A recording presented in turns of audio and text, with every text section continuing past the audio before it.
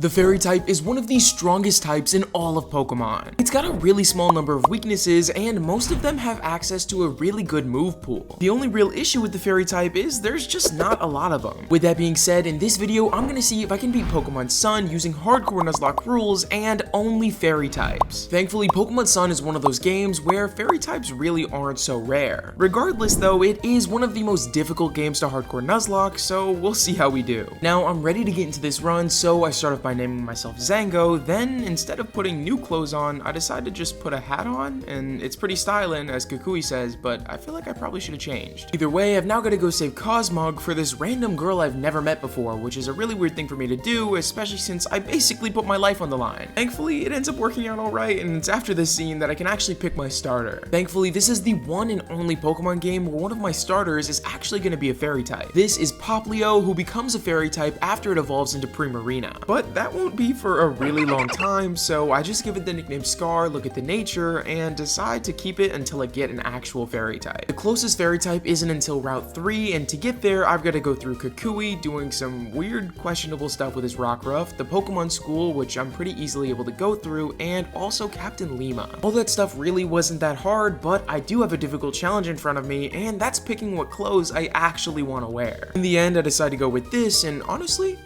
looking good. Totally not almost the exact same as what I had before, but now I can get onto Route 3 and catch myself a Cutiefly. I give Cutiefly the nickname Ursula, then check out the nature and it's modest, which is really good, but it doesn't really make up for the horrible stats I have. I mean, just look at those base stats. Yuck, they are bad. Speaking of something that's not bad though, actually quite the opposite is the sponsor of this video, HelloFresh. Breakfast is easily one of the most important meals of the day, and HelloFresh would agree. In fact, they're giving all subscribers free breakfast for life. This means you can enjoy totally free breakfast with every single HelloFresh delivery. Not only that, but HelloFresh is here to match your busy schedule. They can easily accommodate you from week to week on their easy-to-use website, and their meals give you every option to suit your lifestyle. The fun part about them is that as the seasons change, so do their menus, which can highlight some peak ingredients such as everybody's favorite pumpkin spice. With the summer behind us, we've all got busy days ahead, and if you want to save some time and money, you should really check out HelloFresh. They've got something for everyone, and each box is fully customizable to fit your preferences and includes pre-portioned ingredients, so you only pay for what you need. Seriously guys, HelloFresh has some really good food and has already saved me a ton of time this year since I just got back into college, and that's really time consuming. HelloFresh allows me to get back to my work quickly and with a delicious meal by my side, so again, you should really go check them out. Huge thanks to HelloFresh for sponsoring this video, and make sure you click the link in my description or use my code and get 10 free meals plus free breakfast for life. One free breakfast item per box while subscription is active if you're in the US, and outside the US, the local discount will apply. Thanks again to HelloFresh for sponsoring this one, and with that, I'll get back to the video and try to take on this first trial using only my Cutiefly. This one's obviously against Gumshoe, so for it, I take out the only Pokemon I can, Cutiefly. Against Gumshoe, I start out by going for a Stun Spore to keep him slower than me and to also hopefully fully paralyze a few times in this fight. He then goes for a Scary Face and calls for help and brings down Yungoos. Thankfully, at this level, Cutiefly has access to the move Struggle Bug, which hits both of the targets, so I'm able to just spam that over and over again. Thankfully, Totem Gumshoe's played this fight really badly, as instead of going for any attacking move, he just spammed Scary Face. I'm not really sure why the AI did that, but eventually it leads me into taking down that Yungoos, and with Gumshoe's being the last Pokemon left, I can get a single target attack off, which is Silver Wind, and that's enough to KO. With that, I've won my first trial, and now I've got to watch Kukui blow up this Growlithe with a Z move. This poor guy didn't deserve to get hit by a breakneck blitz. Regardless, I'm not really sure why Kukui even shows me a Z move, as I won't be able to use Z moves throughout the entirety of this run.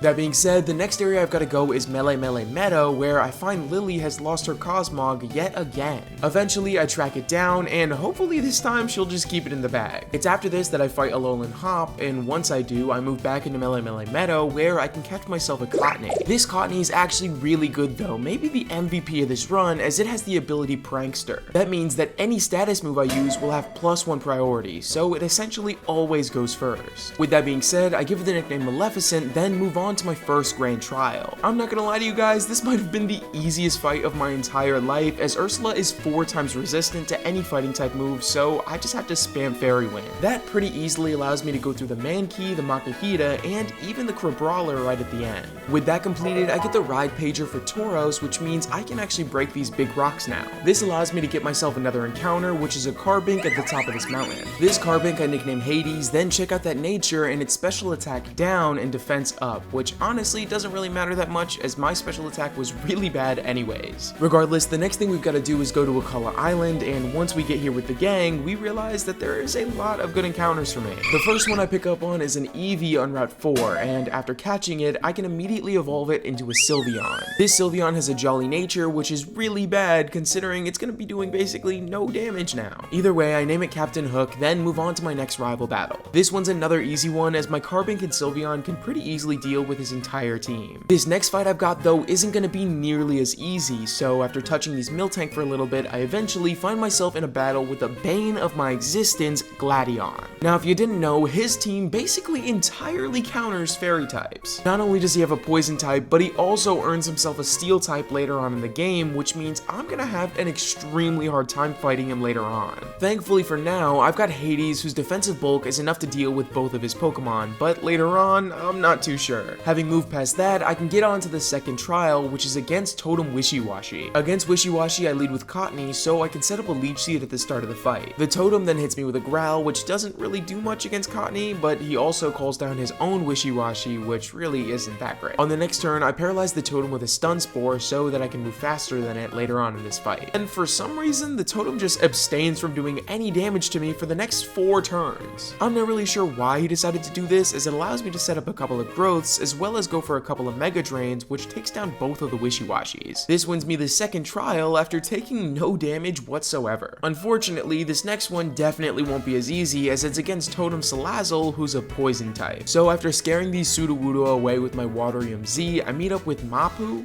Oh, Hapu. Well, now I'm gonna have to re-record that. I meet up with Hapu to fight Team Skull, and while I'm doing that, I realize that they really only have this Drowsy who just keeps getting beat up in every fight. The same thing nearly happens to me as I bring out my Cottony in the Battle Royale Dome, and this was really scary. First of all, I got hit with a Fire Fang that brought me down to 10 HP remaining, as well as burned me. This activated my berry and allowed me to kill the Rockruff. Unfortunately, my scary situation wasn't over yet, as I got hit by a tackle by type Null, and it nearly killed me, and after the burn, I was left with 3 HP remaining. Yeah, it's safe to say I'll never be going into one of these domes ever again. After narrowly escaping with all my Pokemon, I head into the grocery store where I talk to this girl who says, I just don't know how to deal with deals, which is honestly one of the most real takes I've ever heard in my life. Regardless, it's time to stop stalling, as all I've got left to do is the Totem. First things first, I pick up the TM for Rock Tomb, which I teach to my Carbink, then I decide to move into the fight. Like I said, this one's against Salazzle, so I start with my Carbink. Salazzle's obviously faster than me and starts out by going for a Flame Burst. This doesn't do too much as it's not very effective, as I then go for a Rock Tomb, which is super effective, but doesn't even do half. This causes Salazzle to call down Salandit, and once Salandit's down, Salazzle hits me with a Toxic, and Salandit hits me with a Venoshock. This Venoshock, along with the Toxic damage, takes me down to 27 remaining, and I get off another Rock Tomb, bringing Salazzle into the red. Because of those Rock Tombs I went for earlier, Salazzle's now at -2 speed, and because of that, I'm pretty confident I can outspeed. With that, Salandit hits me with a Venoshock, taking me down to 9 HP remaining, as I then go for a Smackdown, finishing off the Salazzle, leaving only Salandit left. With my Carbink down to 3 HP after the Toxic damage, I've gotta switch out, so I move into Captain Hook and go for 2 consecutive Swifts, which do enough to kill Salandit and win me my 3rd trial. After this trial, I can basically immediately move on to the 4th one in the Lush Jungle. To get there is honestly a really simple adventure, cause all I need to do is go through Colress, who gives me the TM for Flame Charge, and I'm basically there. After doing the whole trial and mushing down some food, I eventually bring out the Totem Lurantis. While I was completing this trial, I actually got my Cutie Fly to evolve into a Rabombi, which will be huge for this fight. Lurantis starts by hitting me with a Razor Leaf that doesn't do too much damage, as I go for a Pollen Puff that nearly takes it out in 1 hit. Lurantis then calls down Cast Form, and on the next turn nails me with a Solar Beam, but thankfully not hard enough to kill, and I'm able to finish it off with another Pollen Puff. This leaves only Cast Form remaining, so I do a little bit of a switch game until eventually I take down Cast Form with my Sylveon and win myself my 4th trial. Next up is the Grand Trial against Olivia, and to get there, I've got to go through Diglett Tunnel. On my way there, I catch Lily pretending to be me. It's really weird to see her try to do this, especially since she used Splash on her Cosmog. Honestly, that's pretty offensive that she thinks I do something like that. Anyways though, after leaving this building, building, I see this huge crack in the sky, then I can actually head into Diglet Tunnel where I've got to fight up against Team Skull. As usual, they are extremely easy to deal with, and once they're out of the way, I can get this letter from a Probopass. In this letter, Probopass wants to let you guys know that only 10.5% of my viewers are actually subscribed. We are so close to hitting 100,000 subs, and I'm looking to hit that by the end of the year, so any subscription helps. If you made it this far in the video and you're enjoying the content, please consider subscribing and hitting that like button, as it really helps boost the channel. Thanks you guys, and just for that, I'll skip right to the grand trial against Olivia. Olivia leads this fight with her Nosepass as I bring out Sylveon. Against Nosepass, I start with a Draining Kiss as I then get hit by a Thunder Wave. Draining Kiss really doesn't do that much damage, but I just decide to spam it since Nosepass isn't going to do that much damage anyways. Eventually, I get off 5 of them before Nosepass does a little bit more damage than I would have liked, and I decide to switch into Maleficent. On the switch in, I get hit by a Rock Slide, and on the next turn, I was hoping I could just kill with a Giga Drain, but unfortunately, Nosepass survives. This caused Nosepass to hit me with a Thunder Wave, but thankfully, I predicted this, and I had a Cherry Berry just in case. This cures my paralysis and takes down Nosepass, bringing up the next Pokemon, Boldore. Against Boldore, I start with a Leech Seed so I can get some health on every single turn, and Boldore hits me with a Headbutt. This Headbutt takes me down to about half as I then heal up with Leech Seed and a Giga Drain on the next turn. With me regaining so much HP because of Giga Drain, this big rock can't really do anything about it, so eventually it goes down and leads into the final Pokemon, Lycanroc. I figured Lycanroc was going to try to go for a Continental Crush, so I decided to make a switch into my Carbink. Thankfully, this assumption was correct, and Carbink survives a Continental Crush at 23 HP. On the next turn, I get hit by Rock Throw, which leaves me with 5 left as I set up a Reflect. This allows me to take less damage on any incoming physical move, so it essentially gives me a free switch into Maleficent. With Maleficent back in, I can essentially just spam a couple of Giga Drains until eventually Lycanroc goes down, and so does Olivia. With that out of the way, I go back to the Lush Jungle where I actually forgot an encounter, and this is Morlo. I give it the nickname Evil Queen, then head on to the Aether Paradise. This is where I have my first real encounter against an Ultra Beast, and I could decide to fight it, but it's a poison type, so I just run away. This then brings me on to Ula Ula Island, and right when I land, I've got another rival battle against Alolan Hop. His team has gotten a bit better as he has a new Pokemon, which is Leafeon. Even with that though, my Ribombee makes quick work of Raichu, then when Torracat comes out, I switch into Hades. This was all to avoid a super powerful Z move, which I do, then take out Torracat, and the last Pokemon, Leafeon, gets taken out by my evolution, Sylveon. With that, I'm free to meet up with Professor Kukui, then with Professor Oak. From there, I head into this library where I figure out that I'm actually completely illiterate. The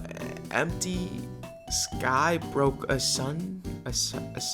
Yeah, no wonder I have trouble with these games. Moving past that, I head into a fight with Team Skull, which I do pretty quickly, then head to the top of Mount Hokalani. Here, I find Trainer Mullane, who has all Steel types, which you'd think would be a big problem, but he leads with a Skarmory, who doesn't even know a Steel type move. From there, the rest of his team is dealt with pretty easily, and now it's time for the next totem, Vikavolt. Vikavolt is extremely irritating, as its favorite thing to do is paralyze my Pokemon along with its Charjabug. Regardless, the first thing I do is lead with Hades, then set up a Reflect as Vikavolt goes for a charge. From here, Charjabug comes down, then I decide to switch into my Cottonee. Cottonee gets paralyzed by a Thunder Wave, but thankfully, due to my ability Prankster, on the next turn, I have a priority Leech Seed. On that same turn, Vikavolt went for a charge, and its partner Pokemon hit me with a Vice Grip. Now, because of that Leech Seed, I'll keep gaining HP on every single turn, so I start to just spam Charm on that Vikavolt. This effectively neuters its damage, and basically just ensures that I'll survive for a really long time. Eventually, my Cottonee gets taken down to 1 HP remaining, and I decide it's time to switch out of here. I switch into Sylveon and stick around for a little bit until eventually Vikavolt's HP gets drained by Leech Seed. With that, only Charjabug remains, and after a couple of Draining Kisses, it goes down, and that's the trial. Before getting into my next trial though, I've got to go up against Guzma and his Gliscopod. Thankfully, Fairy is one of those types that's resistant to bugs, so I don't really have to worry about any damage coming in. Unfortunately though, my team has a major issue, and that's that I can't do that much damage at all. None of my Pokemon are really damage dealers, so I've kind of just got to stall out a lot of these battles, which is really boring and really hard to do sometimes. That being said, after Guzma's out of the way, I find myself a Sunstone so that I can evolve my Cottonee into Whimsicott. At around that same time, I also evolved my Morlul into a Shiinotic. From here, I find myself in the next town where there's actually an encounter waiting for me, and that's an Alolan Vulpix. Unfortunately for me, I can't actually use this Vulpix yet since it's not a fairy type, but after I get past this next section of the game, I can get an Ice Stone and evolve it into a Ninetails. Speaking of evolution, conclusion, it's time to finally take Popplio out of the box and fully evolve it into Primarina. With Primarina on the squad, next time Team Skull challenges me, it's no big deal, and after it, I'm basically ready to challenge the 6th totem. This one's Mimikyu, and I start by leading with Whimsicott and going for a Charm. That Charm takes Mimikyu down to -2 attack, and it decides to go for a Mimic for whatever reason. Thankfully, all my Pokemon are special attackers, so it's not really a problem. Haunter then comes down, and on the next turn, I set up a Leech Seed. Because my Whimsicott doesn't really take that much damage from either of these two Pokemon, I decide to go for a Giga Drain on Mimikyu's Disguise just so I can break it going into Primarina. With Primarina, all it takes is a Sparkling Aria and both of these Pokemon would have died, but for some reason, Haunter ends up actually landing a Hypnosis. This puts me to sleep and leaves me in a really scary situation as I have to just hope that Mimikyu doesn't get a crit. Thankfully, a crit never landed, and once my Sparkling Aria finally connects, both of them go down, and that's trial number 6. Unfortunately for me though, this is where the run starts heading straight downhill. While I was recording this run, I was forced to take a massive break in recording, so I didn't remember that I hadn't caught a Mimikyu or that I could even catch a Mimikyu here. So rather than getting an additional Pokemon on my team, one that actually has some firepower, I just left it behind. This put me in a pretty bad spot, as even the next fight against Team Skull was a little bit of a challenge. Thankfully, they still got taken down, but that simple decision not to get Mimikyu yet really made this run a whole lot more difficult. That being said though, the next thing I've got to do is fight Team Skull in their big, huge, not really so secret base. In this place, I find myself an Ice Stone and another battle with Guzma, which I deal with pretty easily. With him defeated, I can go back to my box and finally evolve my Vulpix into an Alolan Ninetails. Then, before taking on the grand trial for this island, I've got one more fight against Gladion. This is another one that I'm able to get through just fine, but you can already tell the difficulty is definitely increasing. Once I get back to the dock, I find myself in a fight with the Island Kahuna, Nanu. He brings out Sableye as I lead with Sylveon, and Sableye starts by hitting me with a Fake Out, which doesn't do too much damage, as on the next turn, I go for a Moonblast, taking it down into the red. I then get hit by a Shadow Ball, and on the next turn, I decide to go for a Draining Kiss instead, because I know he's gonna heal. I ended up regaining a ton of HP because of that Draining Kiss, and after Sableye goes down to another Moonblast, the next Pokemon to come in is Krokorok. Krokorok starts with a Swagger, confusing my Sylveon, but thankfully I don't end up hitting myself in confusion, so I get off another Moonblast that Okos. Lastly is the Ace Pokemon Persian. For this, I simply just switch into Primarina and finish it off with a Sparkling Aria that wins me my 3rd Grand Trial. With that done, it's at this point in the game where there's just a bunch of story at the Aether Paradise. Stuff happens with Lusamine, Guzma, Ultra Beast, and all this stuff that I really don't care about. The first fight I have that's supposed to be a little bit difficult is the one against Guzma, but like I said before, he has bug types and my fairies resist that. The next fight that is actually difficult is the one against Lusamine. This was one of the most boring fights I've ever had to go through. Not only are all of her Pokemon extremely tanky, but none of them really do any good damage. This means that in order to beat them, I've got to play a ton of weird switch games to eventually make it all the way to the end of the fight, where my Whimsicott finishes off the Beware, which wins me the battle. With that done, Lusamine just disintegrates in thin air, I guess, and I get to go to Pony Island. On Pony Island, I encounter a Grand Bull, which is exactly what I need for this upcoming Grand Trial. This Grand Bull I nicknamed Hicks, then I meet up with his beautiful muscular Machamp, and he helps me push some rocks, and eventually allows me to continue the story. This allows me to get the Sun Flute, which will come in handy a little bit later on, and gets me into a fight with a bunch more of Team Skull's members. Thankfully, this is the last time I have to fight them, and all of their team is filled with just pre-evolved Pokemon, so it's not hard at all. With that finished up, I bring my team pretty close to the level cap, and get ready to fight in my final Grand Trial. This one's up against Hapu herself, and she leads the fight with a Dugtrio as I bring out my Grand Bull. Grand Bull has Intimidate, which lowers the attack of this Dugtrio. With Dugtrio's attack lowered, I switch into Primarina and go for a Sparkling Aria, which is enough to kill the Dugtrio. Next up is Mudsdale, and to try to deal with this, I make another switch back into Hicks, and the Intimidate isn't enough, as after getting hit by a Tectonic Rage, I'm just dead. That's the first death of the run, but thankfully it's not going to go to waste, as it does give me a free switch into Maleficent, so I can actually get off a Leech Seed on the Mudsdale. With that Leech Seed, I slowly take down its health, along with going for a couple of Giga Drains to eventually bring out the next Pokemon, Gastrodon. Gastrodon's kinda just an annoying Pokemon, seeing as it's 4 times weak to grass, and somehow survives a Giga Drain. Regardless, it does eventually go down, leading to the last Pokemon, Flygon. For Flygon, I make a simple switch into Ninetails to go for a 4-time super effective Aurora Beam, and that takes it down, winning me my 4th and final Grand Trial. It's right after this that I can actually complete my last real trial as well against Totem Komodo. This totem is not only 5 levels below me, but is also 4 times weak to Fairy type moves. move, so all I need to do is go for a single Moonblast and it goes down.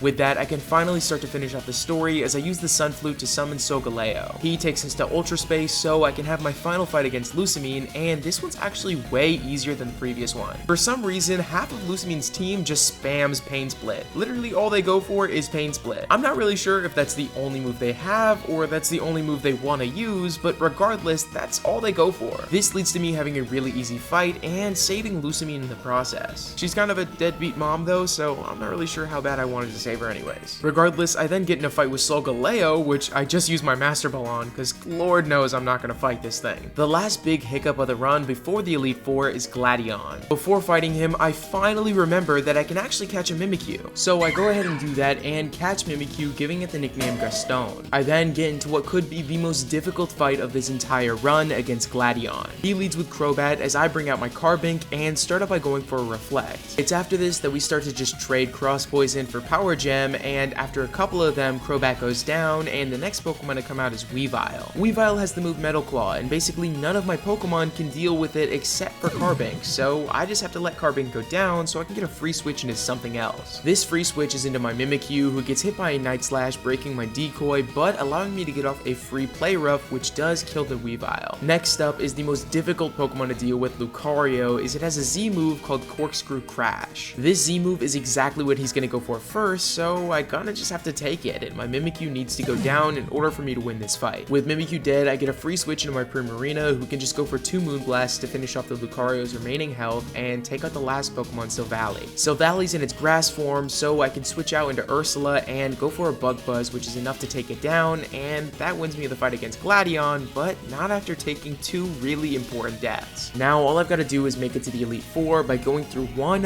final trainer, Alolan Hop. Thankfully, his team is as much of a joke as it's always been, so after dealing with it in its entirety, I can finally challenge the Elite Four. For this Elite Four journey, I decide to go up against Hala. Hala's got fighting types, and if you didn't know, fighting types are really bad against fairy types. Even worse against bug fairy types, which is what I decide to lead with as I bring in Rabombi and Hala brings in Hariyama. Hariyama's only got access to 3 moves: Fake Out, Knock Off, and Close Combat, all of which really aren't very effective against me, so what I decide to do is just set up 2 consecutive Quiver Dances. With those 2 set up, Hariyama is forced to eat a Dazzling Gleam, which is able to one-shot and bring out the next Pokemon, Crabominable. Crabominable's special defense stat is abysmal, so I'm easily able to kill it with yet another Dazzling Gleam. At this point, none of Hala's remaining Pokemon even stand a chance to my Rabombi at +2, so I'm easily able to go through the rest of his Pokemon and win my first Elite Four battle. For this next one, I've got a pretty tough decision on my hands as all 3 of the remaining Elite Four members can give me a little bit of issue. In the end, I decide to fight Acerola as her team is a little bit easier for me to go through, and she decides to lead this fight with Sableye as I bring out my Ninetails. Sableye starts with a Fake Out, which flinches my Ninetales, but on the next turn, I'm able to get off a Dazzling Gleam, which is super effective, so it kills. With that, the next Pokemon that gets sent in is Delmise. I'm pretty confident Delmise can't kill me with anything here, so I decide to set up a Nasty Plot. It's after this Nasty Plot that I get off a super effective Ice Beam, taking down Delmise and bringing out Palisand. I am really happy that Acerola did this, as Palisand's also weak to Ice Beam. Next up is Frostlass, who I thought I was faster than, but apparently I'm not, and it ends up going for a Confuse Ray. Thankfully, I don't hit myself with Confusion, and I'm able to take down Frostlass with a Hex. This leads into the last Pokemon, Drifbloom, who I do have super effective Ice Beam against, but I'm also confused, so I really don't want to risk it. So instead, I decide to move into my Whimsicott and set up a Leech Seed. It's after this Leech Seed that I switch back into my Ninetales, and without that confusion there, I'm able to go for my Ice Beam, which is enough to kill the Drifbloom and win myself my second Elite Four battle. This next one's up against Olivia and her Rock types. She starts this fight with a Relicanth as I bring in my Whimsicott. Relicanth is 4 times weak to Grass type moves, so after just a single Giga Drain, I'm able to one-shot. The next Pokemon to come in is Lycanroc, and this thing has Continental Crush, so I've definitely got to be careful. In order to negate some of Continental Crush's damage, I decided to go for a Charm. This didn't really matter in this turn, as Lycanroc just decided to go for a Stone Edge, but on the next turn, I'm actually able to survive a Continental Crush because he's at -2. With that, all I've got to do is go for a couple of Giga Drains until Lycanroc is taken care of and Carbink gets sent in. Carbink has a super high special defense stat, so in order to deal with it, I decide to switch into my super effective Primarina. Primarina eventually takes down Carbink and brings out Golem. Golem has Thunder Punch, so I switch out into my Grass type, who won't take super effective damage from it. After a couple of Giga Drains, I'm on to the last Pokemon, Probopass. The first thing I do is put Probopass to sleep, so I can get out a switch into my Whimsicott. With Whimsicott, I need to set up a Leech Seed or else I won't be doing enough damage to kill. Once that happens, I switch into my Primarina again and can go for a Sparkling Aria until eventually this Probopass goes down. That was the third Elite Four battle, and now I'm on to the fourth against Kahili. She leads with her Skarmory, who has a Steel type move, so I'm really worried about this. So in order to deal with Skarmory, I start out with a Leech Seed, then decide to switch into Evil Queen. With Evil Queen, I go for a combination of Spore and Strength Sap to eventually bring this thing down to -6 and permanently sleeping. Once that's the case, I decide to bring in my Ninetails to set up a nasty plot, then go for an Ice Beam to take down the Skarmory. Next up is Mandibuzz, who's also Ice Beam fodder. Third to come in is Crobat, who actually outspeeds me, but wastes his turn by going for a Supersonic. This allows me to bag yet another kill with the Ice Beam and take out the fourth Pokemon, Toucannon. Thankfully, Toucannon gets one-shotted, and with the last Pokemon being Oricorio's Fire form, all I have to do is bring out Primarina and go for a Sparkling Aria until it goes down and wins me my final Elite Four battle. Now last up is the champion Professor Kukui and his solid team of 6. He leads this fight with Lycanroc as I bring up Primarina and start off by going for a Sparkling Aria, which is enough to one-shot. This brings out the next Pokemon, Magnezone, and everything goes downhill from here. With a Sparkling Aria, my Primarina does a little over a third, but ends up getting hit by a Thunder Wave. This makes me slower than Magnezone and causes me to get hit by a Thunderbolt, which is enough to one-shot. The next Pokemon I send in is Whimsicott, and with Whimsicott, I decide to go for a Leech Seed. With that Leech Seed set up, I'll be taking some of Magnezone's health on every single turn, but it really doesn't matter much as he just kinda one-shots. This exact thing happens to both Whimsicott and Ninetails until eventually I bring out Ribombee. While Ribombee's in, something terrible happens, and Magnezone heals with a full restore. Unfortunately, this ended up being my fault, as instead of going for a Bug Buzz, I elected to go for an Energy Ball. Energy Ball doesn't utilize my stab on Bug Buzz, so I didn't do enough damage to kill and left Magnezone with 1 HP remaining. This allows Kukui to heal, and after this, it's just over. Magnezone does get taken care of, but Ribombee just doesn't have the firepower to deal with the last couple of Pokemon. This means Ribombee can't take out Braviary and goes down to a Brave Bird. This leaves me with only Sylveon and Shiinotic remaining, and since neither of these two Pokemon really are big about damage, I'm just lost. Sylveon's eventually able to take out Braviary, but it doesn't really matter at this point as the last Pokemon, Snorlax, easily deals with Sylveon, and that loses me the battle. To be honest, this run was full of misplays, so I'm not really surprised I lost it. I think I should definitely reattempt this in the future as it's totally winnable and I kinda just sold. Regardless, I still hope you guys enjoyed, and with that, I'll see you in the next one.